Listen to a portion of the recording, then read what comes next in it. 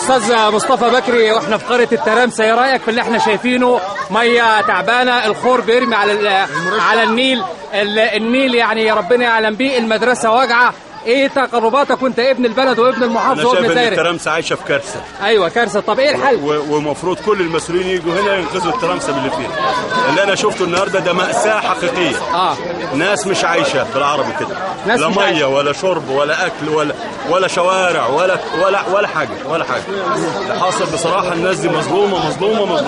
هل يا استاذ علاء برضه الناس دي مظلومه في موضوع حرائق الجن والنيران اللي احنا شفناها؟ اللي بيولع سبب الحرائق ده جن ولا ماس كهربائي ولا غير كهربائي. شكرا مصطفى بيه، خلص تحيات شبكه اي جي نيوز الاخباريه. السلام عليكم.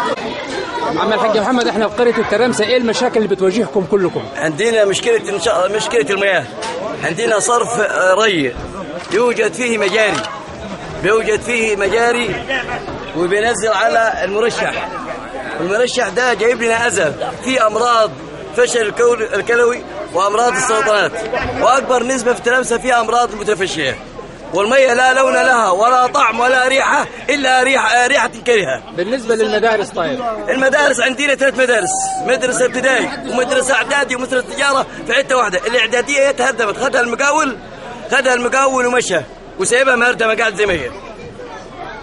والفصل فيه يجي 70 واحد، الفصول مكدسه. طب ازاي وانتوا يعني تفصلكم عن المحافظه الكبرى؟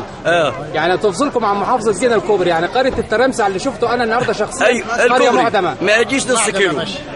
كل يوم بناشد الناس ونقول لهم مسؤولين، ما حدش بيسال. كل يوم بناشد المسؤولين على المدارس، ما حدش بيسال الناس. نسبه التلوث في الفشل الكلوي هنا كان نسبه كبيره 90%. طيب عاوزك توجه نداء لمحافظ جنة، تقول له ايه؟ بنقول للسيد المحافظ عاوزينه يجي يبحث يشوف ان نسبه فشل كلوي وامراض متفشيه في الترامسه نسبه اكبر نسبه في المحافظه. شكرا.